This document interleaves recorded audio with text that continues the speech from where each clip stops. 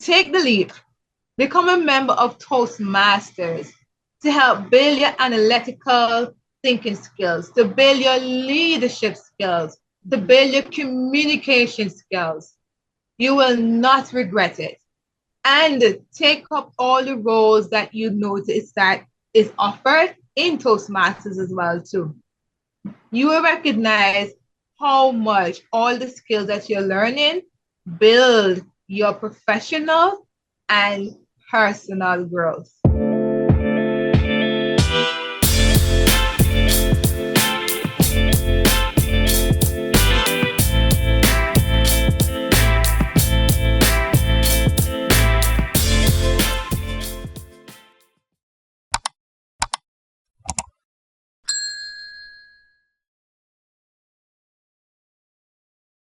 Welcome to Toast Talks with Coach Busi. And today I have the lovely, the distinguished, the amazing DTM Francoise Bowen. She is coming all the way from the Caribbean island of Antigua and Barbuda. There you go.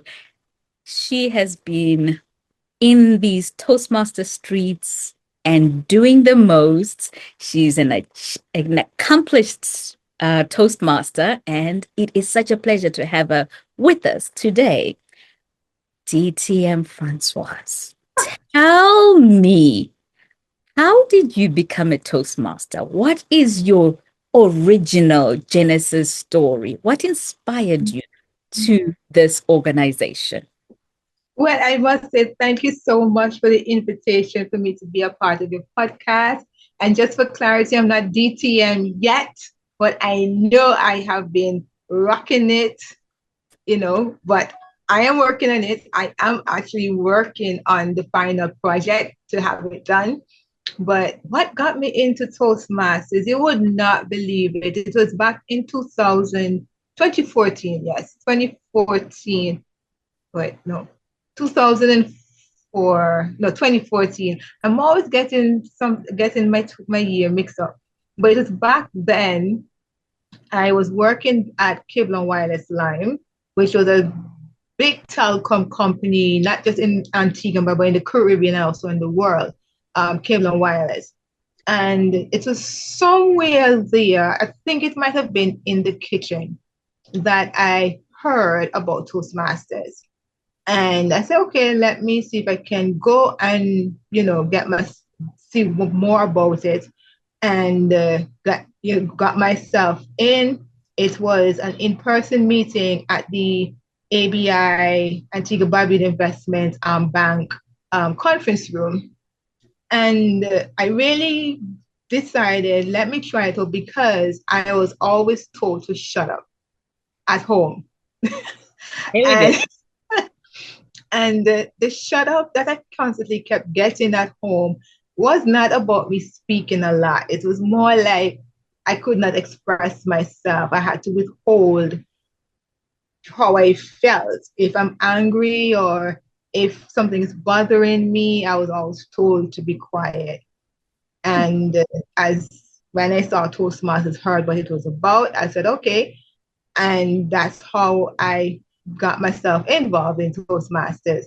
So it was just to learn how to give feedback, basically, because it started to play badly with me at work. Others might not have noticed it, but I've noticed it, right, that I could not express myself properly when I'm with customers. And at that time, my position was an account manager within the sales and business development department. And obviously, when you're speaking with customers, you need to ensure that you are speaking correctly.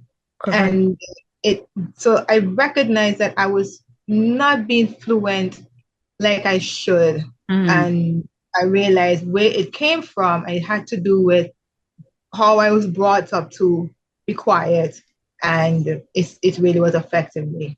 And that's how I got myself involved in Toastmasters. I can so understand that there are so many people with similar stories. And coming from Southern Africa, it's actually a cultural thing as well, because a lot of people not because they can't speak properly, they are just asked and instructed to sit down and keep quiet. So Yeah. I am glad you found your way to Toastmasters. Mhm. Now, in your journey, I know that you have experienced various leadership roles. You've been a president, you've been an But area director. How has serving in these roles contributed to your personal and professional development?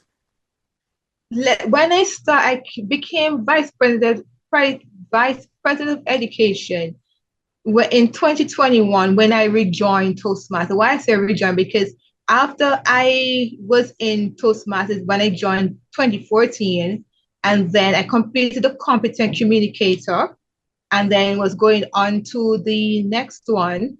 And while I only completed just one project speech in the other one, life happened and I backslide from Toastmasters.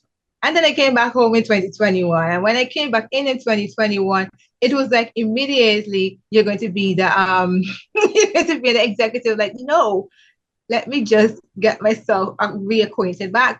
But it was like, nah. So I got in as a vice president of education. And I must say, I enjoyed that role, but it's not a role that I want to take back anyways. So the reason why I Honestly, enjoyed that, I'm going to tell you, the reason why I enjoyed that was because I love people.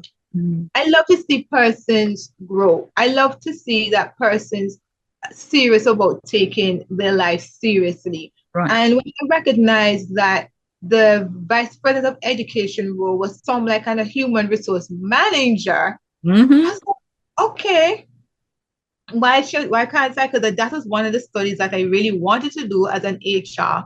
And but that didn't work out. But I said, maybe I should at one time, but I decided no, let me just focus on management studies. And once in management studies, then you can actually branch off into HR or management. And I've recognized project management. It seems to be very, very. I'm loving the project management. But anyway, and so that's where I really enjoyed being a vice president of education. I really did. Then when I become president, and that now realized it was another level up, and that's where it was. I was learning now in how to lead with my executive, and now an entire club on a whole. So it was not like, okay, let's let it be about the role itself and how it impacted me outside of Toastmasters, and even as an area director in a different cultural environment in Canada in District 86. Yes, complete different environment from the Caribbean Mm-hmm. really helped me to understand different characters. It helped me to understand better different emotions. Mm-hmm. It helped me to understand better how I need to be with other persons, personality, and even with me as a profession, because then I'm now working in the Antigua Barbuda Department of Marine Services and Merchant Shipping Adams. In my role as administrator, we have offices in Germany. We have offices in different places Mm. around the globe where we're focusing on shipping different vessels that will register or and license with us. And when I realized the dynamic of of who I would be meeting, I recognized how Toastmasters, my time in Toastmasters, helped me with my clients Right. in this role. If it's not by email or on telephone, it really helped me a lot. So having the director role in Canada, Mm-hmm. definitely I must say was the stamp seal that was like, yes, this is definitely something that I need. And I'm grateful to the past district director, Nancy Marvin, for entrusting me to be the area director in Area T and the entire district team. they're so loving. They were there with me, and they coming from a different cultural background, and iron sharpened iron, and so they were sharpening my iron, and I was sharpening their iron. So they were learning from me while I was learning from them. So overall, being in these positions definitely helped me in my role outside of Toastmasters, and also being a club coach chair in District 86. All of that definitely it helped. It really helped me outside. So I would encourage anyone who wants to develop themselves to become a member of Toastmasters, because it's definitely help you in your leadership, communication, and analytical thinking skills. Absolutely. Could not have put it better myself. You already alluded to the next point that I want to talk about, which is networking opportunities. Toastmasters is very well known for the impact it has when it comes to networking. You have interacted with the likes of Coach Zii, who's currently Charter District Director for 129. How has that kind of networking influenced your path and success in life? I love meeting people. My dad, when he was alive, was a chef. And his nature at the time, even outside of being a chef, was just, he loved being jovial. He was a jovial gentleman. And he just loved people. So I realized I had that same personality. And meeting Coach Z through 74 at the time, District 74, when Mhm. they were having a special course, 3-month course assignment, that I realized, what they have, I will need that. Hmm, That I can use that in helping someone else. nice. So I looked on it in a way of, I'm taking from you, but then at the same time, I'm also passing it along. If you understand where I'm coming from. Mm-hmm, mm-hmm. And that is always and still is my way of networking, because there's something that you have and there's something that I have that you will take from me and take back as well too. And I've seen it happen. What we may do in Caribbean District 81, I see it happen in District 129 and vice versa. So networking definitely help you in how you in your thinking. It helps you in your listening, being an active listener, because you might be around a set of individuals and you're not getting pushed like you want to. But then when you hear from others, you're like, oh, okay. And then you have persons from different professions. It's like, oh, wow, I did not know that. Oh, I didn't realize. You have these aha moments. Aha moment. And that's what I love about the networking. These aha moments help you and you in turn help others. Lovely. Your clubs, the clubs that you've been involved in, have achieved global rankings. You have done absolutely stellar jobs with these clubs. And I'm particularly interested in knowing, what is Francois' secret sauce? What are the strategies that have assisted you in having the clubs you're involved in rise up to the top like cream?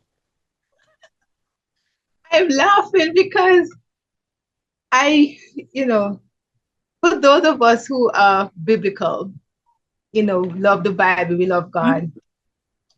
There's, Paul said it, we walk by faith, not sight.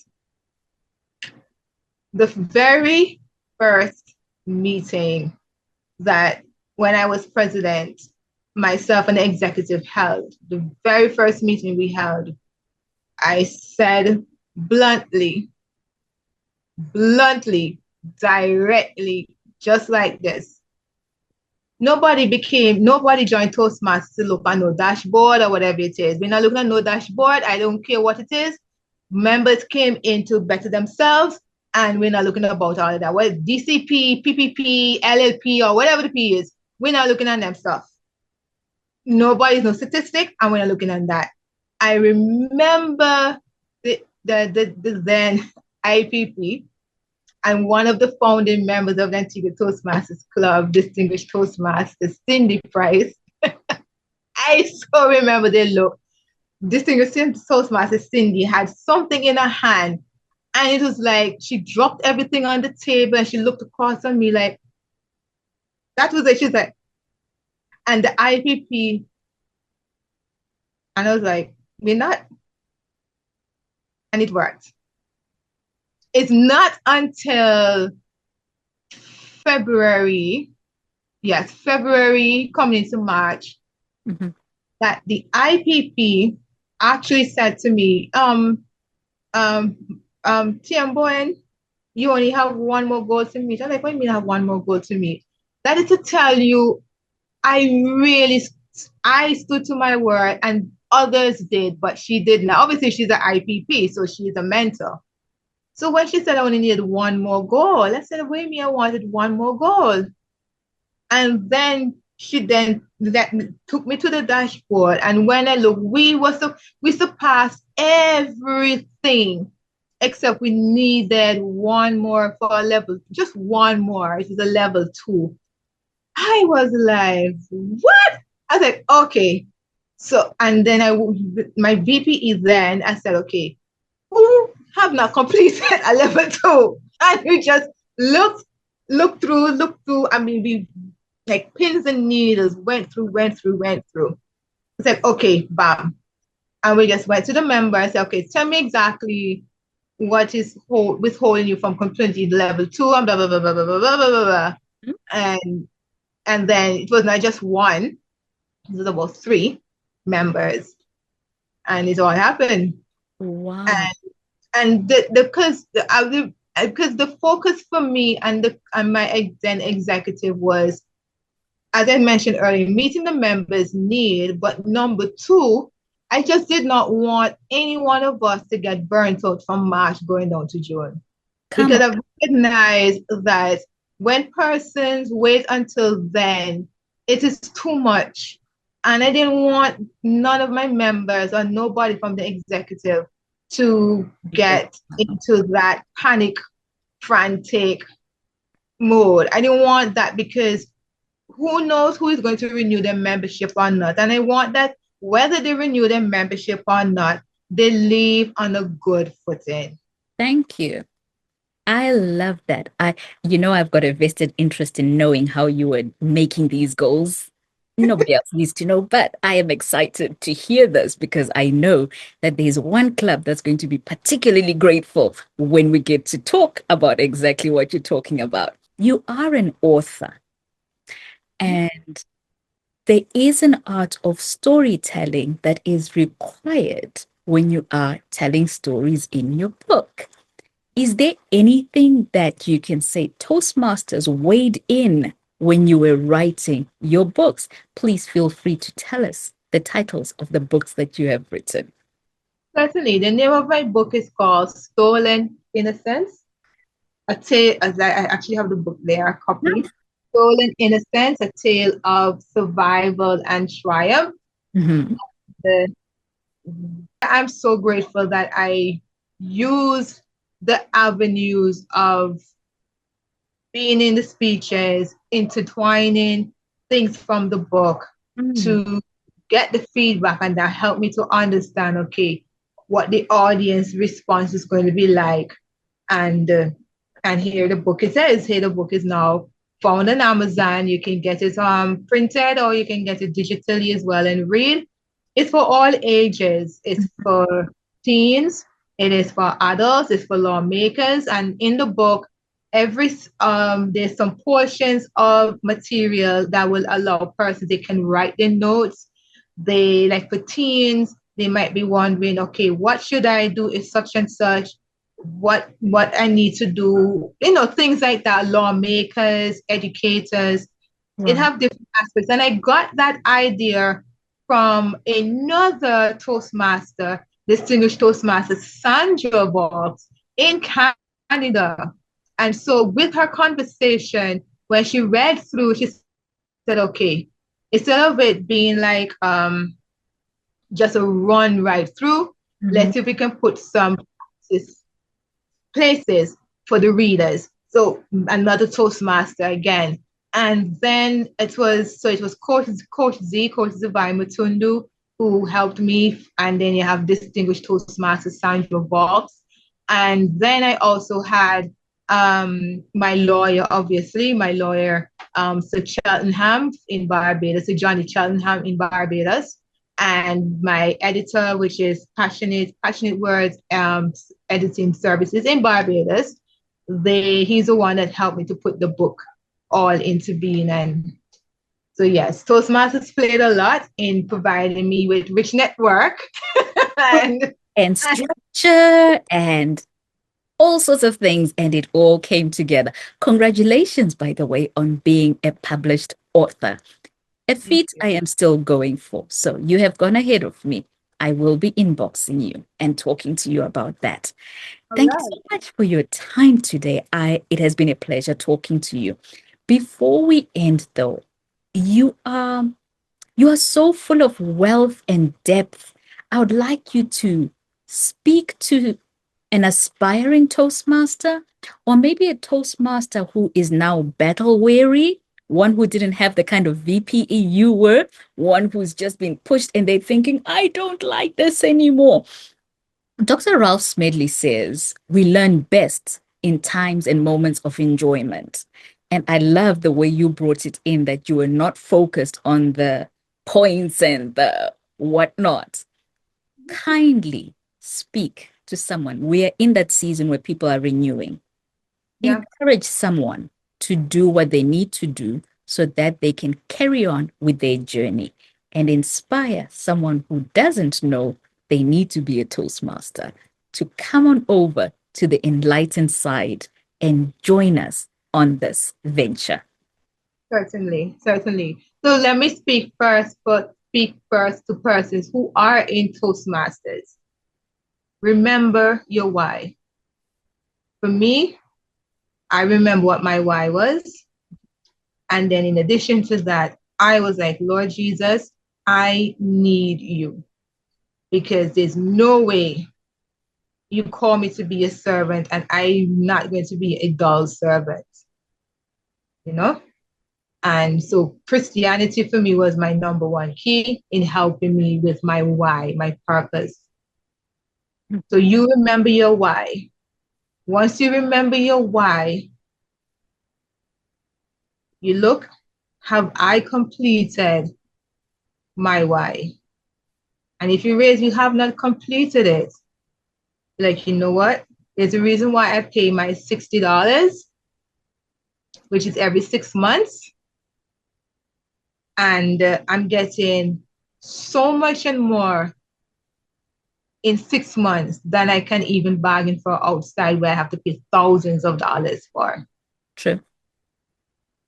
So you look on that, and if you realize you have not completed your personal why, remain in Toastmasters to help you through. Now, I'm going to speak to another set of Toastmasters with persons who are burnt out.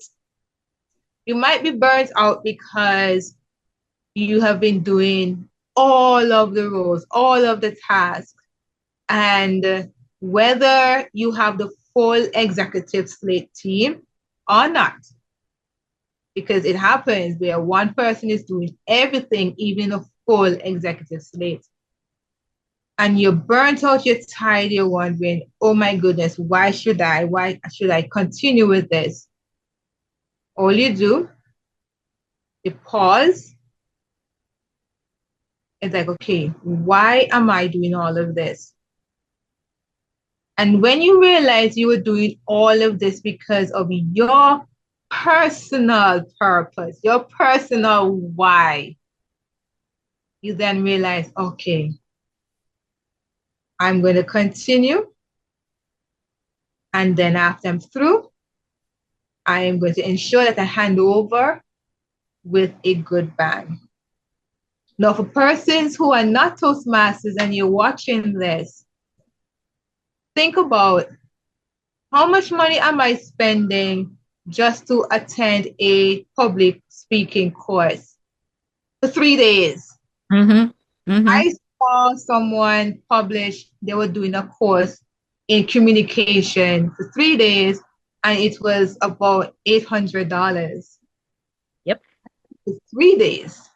Right. So I was like, this was me. I was like, okay, so I'm in Toastmasters, and for $60 for 6 months, I am getting networking. I'm learning how to use software.